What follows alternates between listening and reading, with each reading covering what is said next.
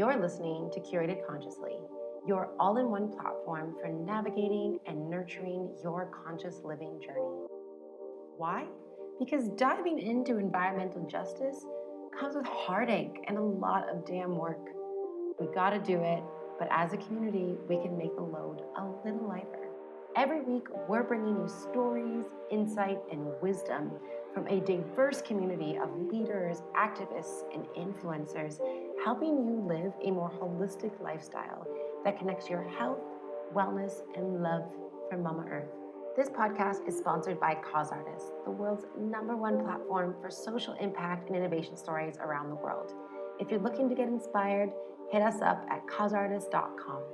And of course, I'm your host, Jasmine Rain, Curator-in-Chief at Curated Consciously and social entrepreneur. You can connect with me and our community on Instagram at Curated Consciously. Now, roll your shoulders back, get comfy, put the coffee on.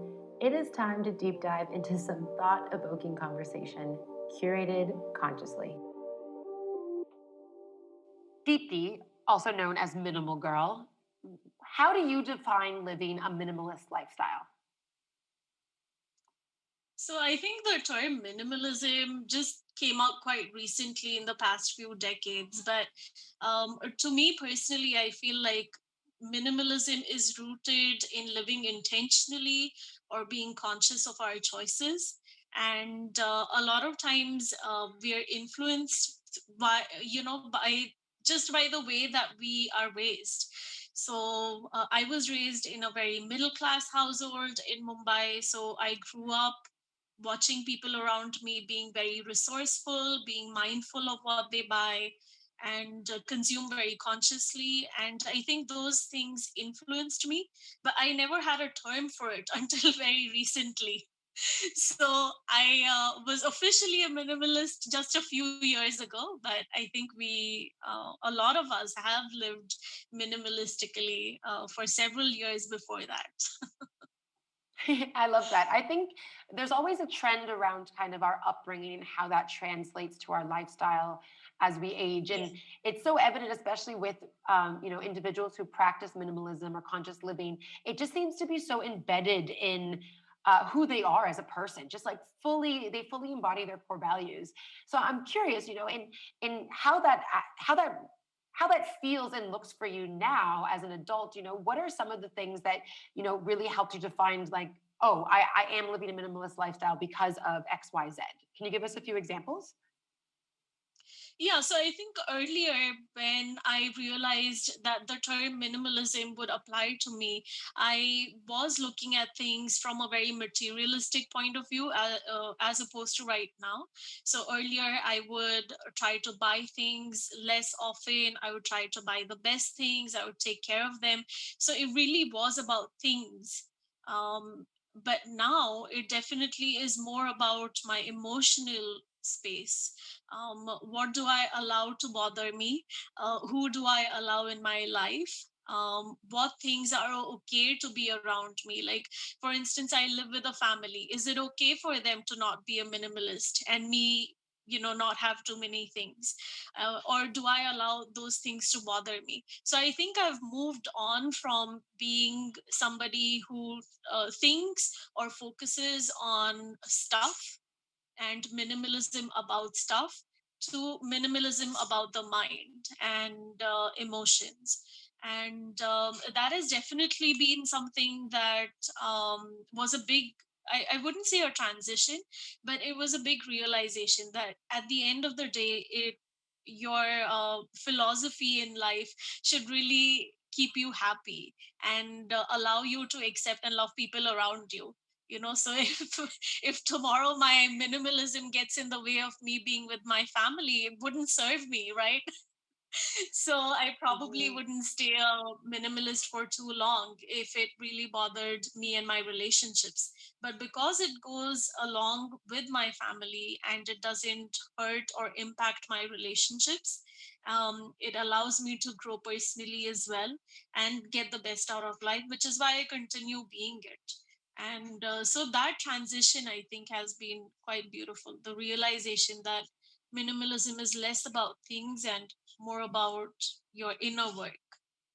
Yeah, thank you for sharing that. I think that's super powerful. I think one definitely when it comes to minimalism and conscious living or any of these, buzzwords that everyone's using right now, I think a lot of us initially just think about how we consume and the products that we are connected to, and thinking like, okay, how can I be better in my buying choices? Thinking that that's kind of where that source of happiness is.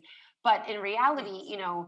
that being conscious also has a lot to do with the relationships that you foster, whether it's family, friends, colleagues, etc. And being intentional um, about how you approach those relationships, being aware of how they make you feel, or where you can um, put yourself first and nurture yourself as well as the other things that you value. So whether that is the environment or even just community in general. Right. So I think that's Right. really beautiful. But the second thing you also mentioned there, not but and the second thing you mentioned there, which I think is something that a lot of people struggle with, is when you are so dedicated and passionate about living a specific way because it totally embodies your core values, but then you're challenged by people in your intimate community who might not respect your lifestyle, or maybe not go as far as respect, but just not understand and are not taking the opportunity to kind of step into understanding where you're at and how they might be able to play a role, or maybe how it might influence them. I think maybe just a quick example of that is like, someone who really values zero waste, and like, getting married, suddenly having to share your space with somebody who might not totally understand how that all works. And it can be a little frustrating at times, right? Because you Mhm. have to help kind of them navigate this, and you have to merge your lifestyles together.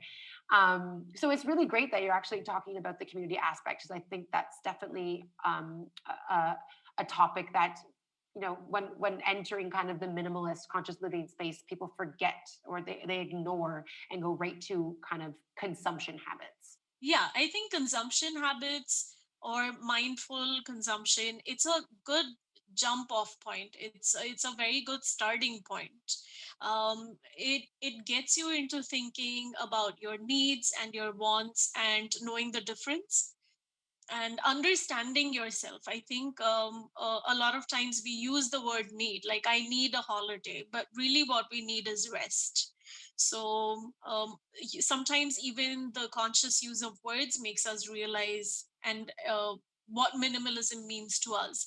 And when you mentioned about you getting married and everything, the same thing happened to me.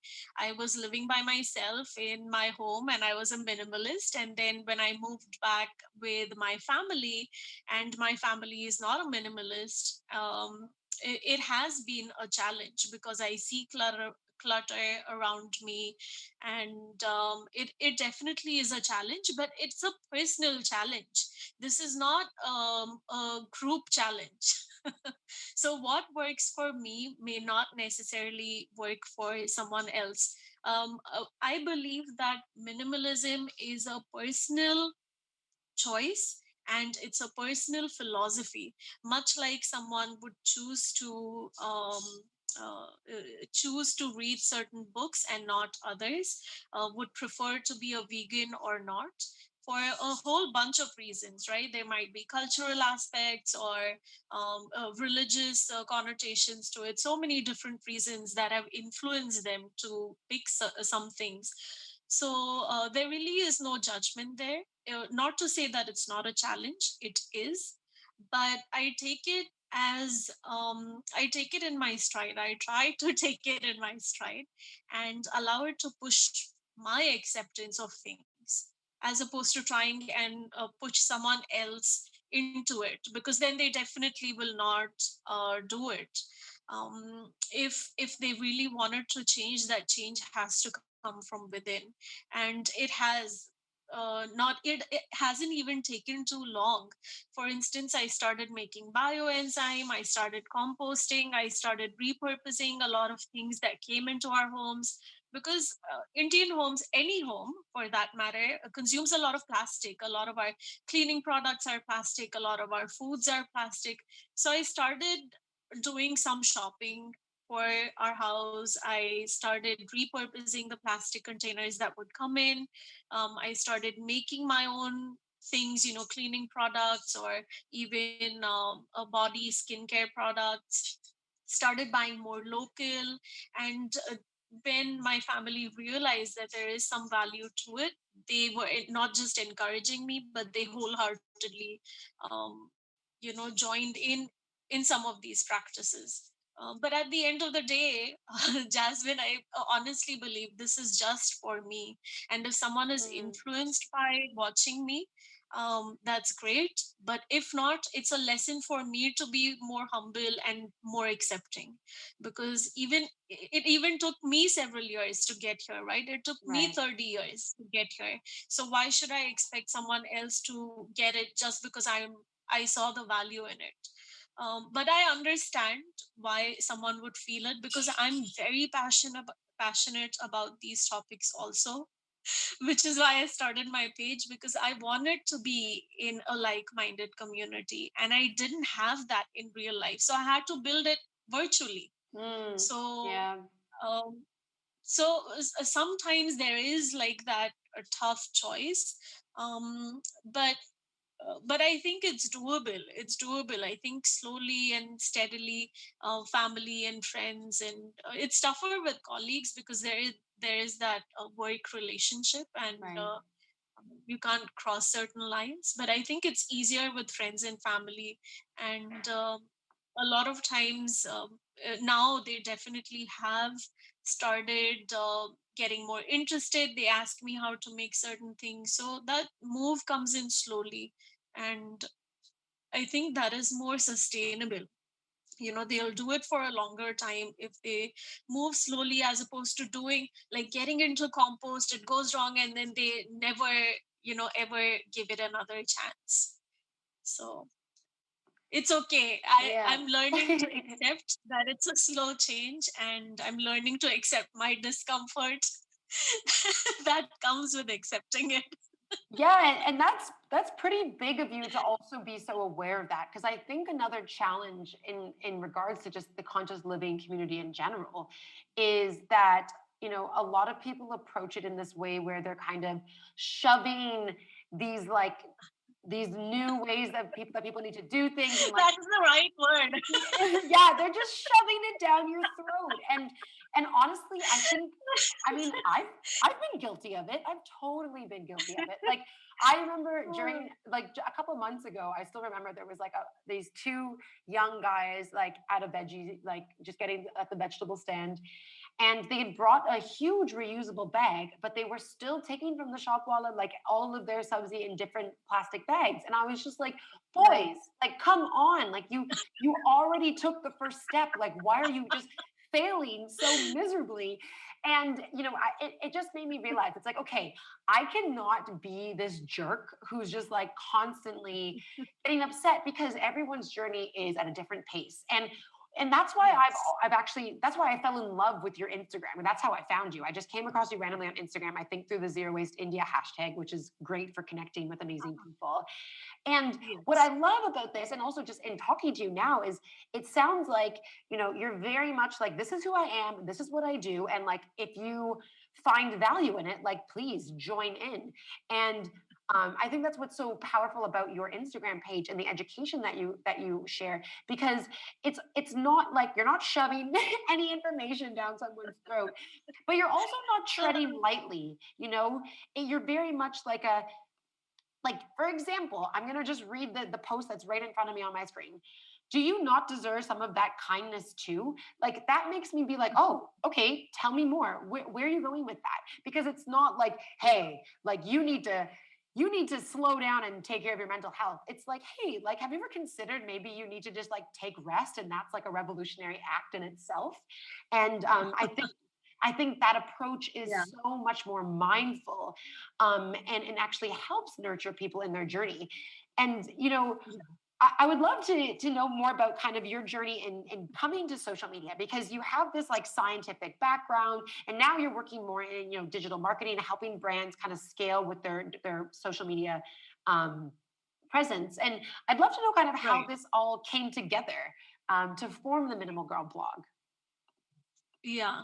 So I'm glad you mentioned that post, because I started posting rest, relax, rejuvenate kind of posts every Friday. And I take the entire weekend off from Friday all the way to Monday. My That's amazing. next, like written post is on Monday.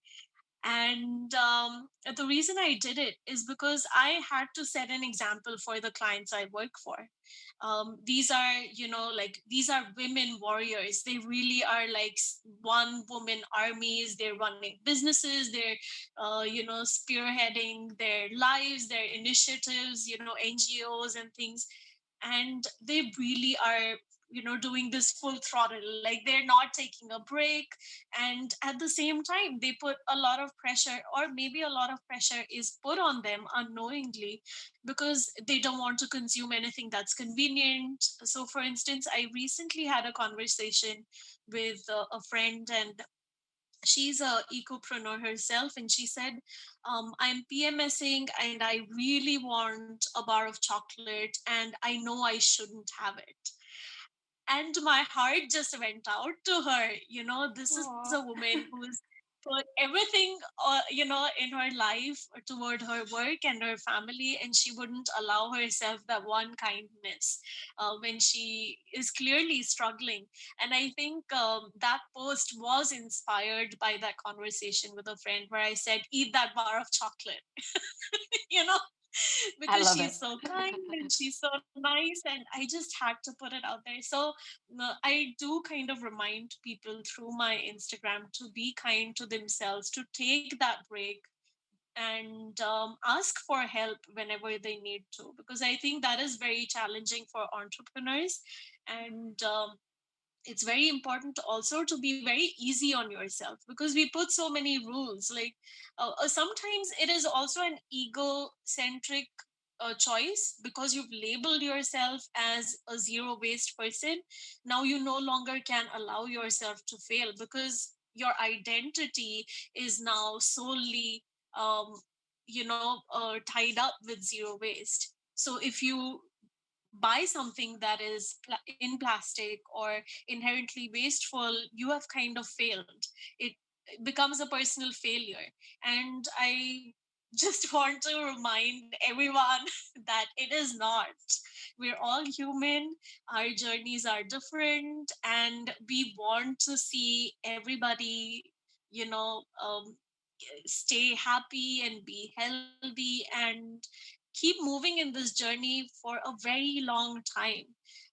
This sort of pressure will only, create a lot of burnout, and will not encourage someone new to try and be this the part of this journey, because there are so many rigid rules. And it's so tough. I think someone from the outside looking in might just consider it too tough and unrealistic. So I think it's very easy, just for our mental health, to take it easy on ourselves and just allow ourselves to decompress, take days off, eat that bar of chocolate. And yeah, and as far as like shoving, the idea of zero waste down people's throat, I get you, because we are so passionate about it. How could we not talk about it? And sometimes I find myself bite my tongue. A lot of my friends didn't know that I was a minimalist. They knew I lived a very frugal life, or I lived a very mindful life. They didn't know I was a minimalist. They didn't know I was sustainable. They didn't know I was zero waste. So when they came across this account like you did, they immediately called me. They said, "Are, but you never told us any of this." So you were really quite private about it. That's interesting. I am very private, and I think it surprises me also. But I'm realizing it that the more I am on social media, the more private I get, and the things that you see on my social media are very. I'm I think I'm very careful what I show you. I think it's maybe like 1% of my life. Mm. Well, I They guess, and really do say like your social media is your highlight reel. And hmm it might not be like the prettiest highlight of my life, but it's the parts of my life I think I'm willing to show. I'm willing to show my zero waste fails. I'm willing to show my cat, my DIYs, like behind the scenes, like all of that is okay. I'm willing to show a little bit of myself and my thoughts. But I draw the line at showing my family or my loved ones, my right. significant other. Um, yeah, that's just because they have not chosen to be online. Yeah, and thank you for actually noting that, because I think that's something we often forget about people. Like, again, there's just a lot of intention around everything that you're doing, which I think just again embodies kind of your approach to minimalist living. And yeah, it's super important that we need to also remember, because social media is also this like trap for mental health, like worsening your mental health 100%, because it's this highlight reel. It is so important that we're also so authentic on it, and especially in living this lifestyle that people think is unattainable. We have to be authentic, and let people know, like, hey, not everybody is perfect, but the point is to give it a try where it sits well with you, and not to just because jumping into something all at once, regardless of what it is it's just not it's not sustainable long term. You need to be doing things every single day that kind of nurture that journey to doing something like holistically Right. like long term. But this is also something that's interesting when it comes to this idea of the zero waste movement becoming this consumeristic trap, this consumerism trap, where like people are thinking, okay, well, I need to like buy all Yes. these things. And we see these movements like the Marie Kondo movement, where everyone's like just throwing out all their shit because they're like, oh, well, it doesn't bring me joy. But in reality, Right. it's not about chucking what you own currently because it's like not sustainable or doesn't meet your standards at the moment. It's about being resourceful and finding ways to use things long term. And I'm finding that as I try to dive deeper into the fact that zero waste living minimalism is more about being resourceful, I find that people are really challenged by that. But in India, it's Mhm. really interesting because I find resourcefulness has just been so embedded in the culture, where for and I think that also a lot of that has to also do with like privilege as well, like a lack of privilege, having to be more resourceful. Where in the West, uh, after the Industrial Revolution, just it was just so easy to buy cheaply made things for cheap prices. So it was easy to consume faster and dispose of more.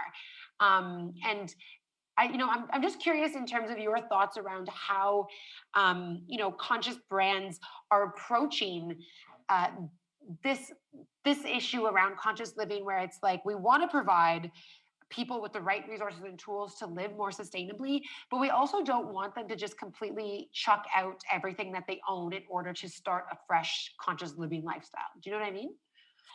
Yeah. Yeah, this is a very big problem, I think, and especially in a society that is coming into its own. Indians, in particular, are learning that they have more and more disposable income, and we want to be conscious about how we're spending, but also be seen as being conscious about how we're spending our money, because we're also a very the community, a very close knit community within our families and extended community. And so we're very in tune with how people view us, and those visuals are very important as well. So when somebody influential tells you that you need this steel straw, or you need to buy this product, the steel dabba or whatever the new trend is, we want to go out and buy it, because first we are supporting something that is going to be better for the planet. We're going to support a business that is better for the planet. We're most likely also aligning ourselves to the kind of life that was closer to how our parents lived. So a lot of reasons to do go out and buy it. But what actually happens is people don't realize that they'll never ever need that steel straw, because first of all they don't like milkshakes. This is just an example. Like, I know so many people, That like, is so that's the funny. first product they would buy. They would buy a steel straw or a bunch of steel straws. They would buy that steel canteen, and then they realize it has a tinny, it gives a tinny flavor to the water. And so it never gets used again. So many things I think we buy because our intentions are very good, but we don't buy Mhm. because we've given it a lot of thought. We buy because Yeah. we think we need it, but really we just wanted it. And it comes back to that, realizing, do I really need it, and will I really use it, or am I buying it because I want to support that brand, or because there are other ways to do that. You can support a brand and not buy something that is wasteful to your life. And you can align yourself to a philosophy without having to break the bank. But it's a very slow and steady. For instance, I don't buy too many things. I also don't recommend brands on my Instagram. I recommend brands once a year, maybe. But that's also like during holiday season. Like, these are the brands I use and love. I can recommend them, but please don't buy it if you don't need it. But Mm. they're there because they're trustworthy.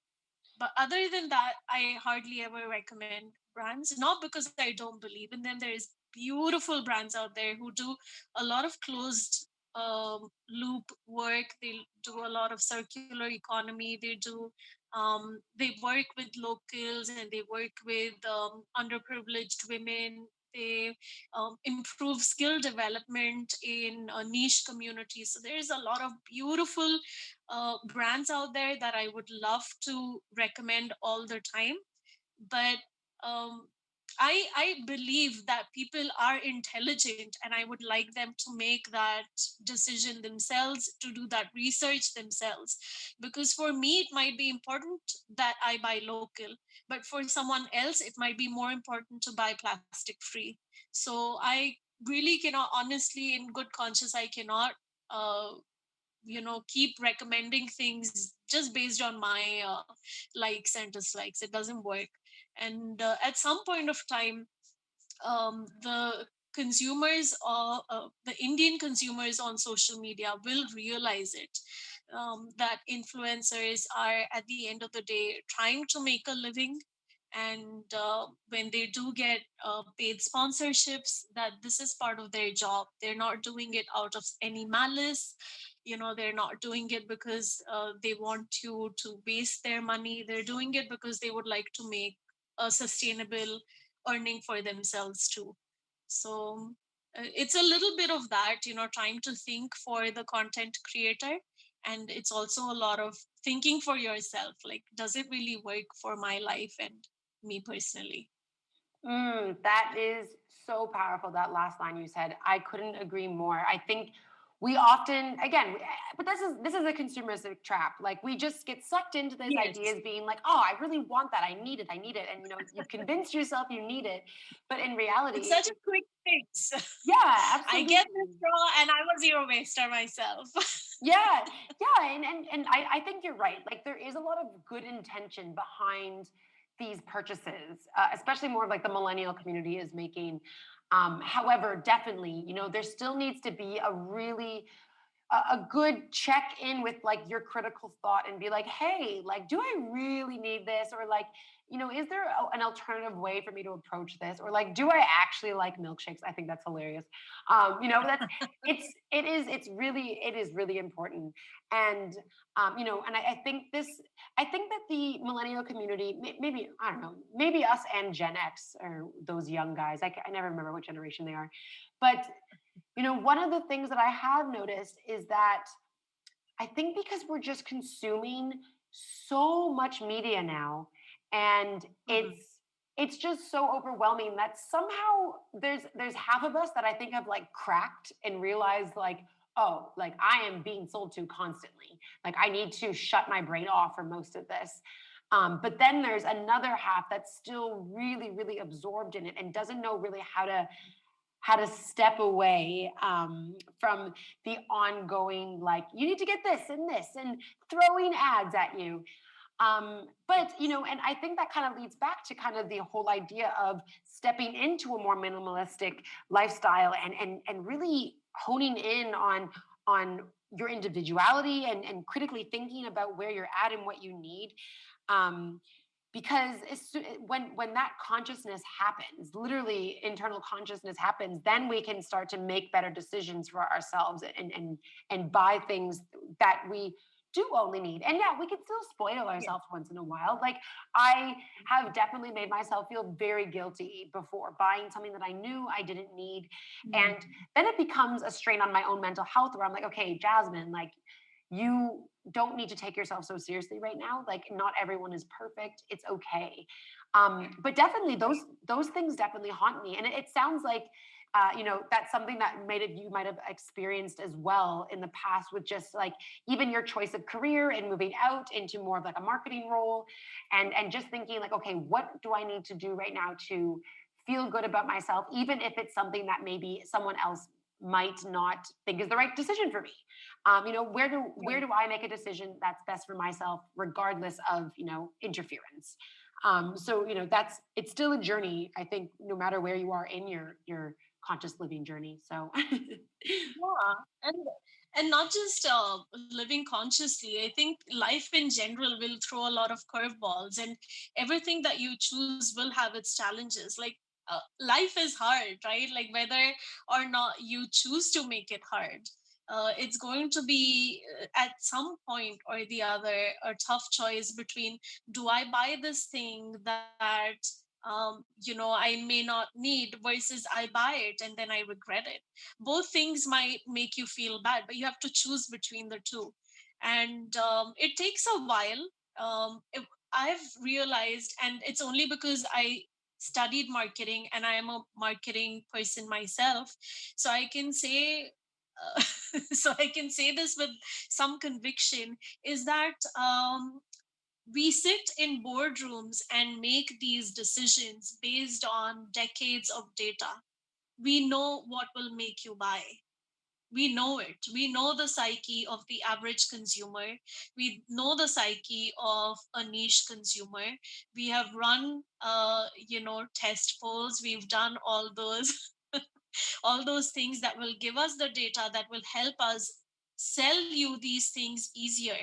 And if you think that I can't stop myself from buying so and so, I'm getting sucked into this consumerist trap, remind yourself that there are people out there who sit in boardrooms and make these decisions for you. And would you like to be, this is not manipulation, this is part of us being in smack in the middle of a capitalist society. And if you realize that, and um, I think that awareness that I am living in a capitalist society, I am being sold these things because I'm part of this society and this is my role as a consumer, then you can step back from it if you choose to. You can step off the consumerist wheel. And you can choose to stay on it and consume more mindfully also. But at the end of the day, I truly believe that the average consumer is very smart. They know what is good for them, and they know when they are being sold. If they're conscious of themselves and they know themselves well, they know when they're being sold something, and when a brand is being sincere, when they're being insincere and just pushing products your way. I think most of us are aware of it. Whether or not we choose to uh, take any action on it is different, because everyone's situations are different. Not everyone has that agency, right? Like if I was extremely poor, I I wouldn't be able to make a choice between a more sustainable product and a cheap product. I'll have to go with something that is easier on my wallet. So at the end of the day, it does come down to what works for you personally. But think about this, there are people in the boardroom making decisions for you. I don't mean particularly a specific person, but people in general, demographics in general have certain buying habits, buying purchases. For instance, the biggest buying season in India is Diwali. post Ganesh Chaturthi, post Navratri, this is our biggest buying season. So you will see a host of, Diwali ads for gold, for jewelry, for clothing. And then, of course, there is the New Year's, Independence Day sales, which are more white goods, linens, electronic gadgets, and things like that. So if you realize these patterns, it's possible to make um, educated decision, but you have to be still very mindful no matter Yeah, what. absolutely. I think everything is so cyclical. Like, these patterns are constantly evolving around us, but we have to really step in and in tune with ourselves and be like, hey, okay, I get it. That's what's happening. In regards to consumption habits and looking at these patterns and thinking about okay, so I have these two options. I can buy this like really cheap option that's easy on my wallet, or I can buy this option that's more sustainable long term for the health of our planet and our communities. Maybe it's locally sourced, etc. But I guess there's still such a huge divide that we don't even realize when we're looking at Mhm. the a poverty percentage, like just within India being like as high as 30% in some stated Mhm. reports. So it's hard to even imagine, like, okay, so there, even with all of these options available, like these are still not accessible. Like, how do we make it easier for people to even obtain the things that they need that are actually going to, because it's not just sustainability of the planet, it's also sustainability of the product, right? Because a lot of these products Yes. that we can buy that are so cheap are usually the ones that will fall apart within the first month. So how do we make Mhm. sure that we're putting quality before quantity across the supply chain, regardless of the price? But I don't think that's a topic that we're going to be able to tackle today because it'll take us forever to dive into that. But just diving deeper into it. But yeah, honestly, this has been such a powerful conversation. Thank you so much for joining. And I want to respect your time because we've already been talking for about 45 minutes. But Oh, I didn't realize. yeah, I know. This has been so great. And I feel like I'm going to have to bring you back to kind of do a part two because there's so much more to your personal story and how that connects to your journey that I would love for our audience to hear. But, before we kind of sign off, I'd love for you to just share with our audience, like, where can they find you online? What's the best way to connect with you? And if there's any kind of last golden nuggets you want to share with them before we jump off. Yeah, you can reach me on Instagram at Minimal Girl Blog. And last nugget. um, I think just realize that when you choose to be a minimalist, it's because you have the privilege of choice. If I were extremely poor, I would just be called poor and not a minimalist. So just knowing that, I think it sheds light on every decision that we make. Uh, we come from a place of gratitude. It'll come from a place of gratitude, and just being very thankful for everything that you have and choose to have in your life, and be thankful that you can make the choice and not say no to a few things in your life as well. So yeah, I think if you have that attitude of gratitude, it really really helps being a minimalist. Inhale the goodness, exhale the bullshit.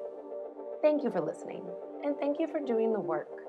Be sure to jump over to curatedconsciously.co for more stories, tips, and inspiration for nurturing your conscious living journey.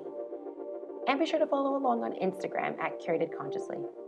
Huge shout out to my incredible husband, Profound Sound, for the original dope tracks. Hope you all enjoyed, are feeling a little lighter, and are going into a beautiful and blessed day.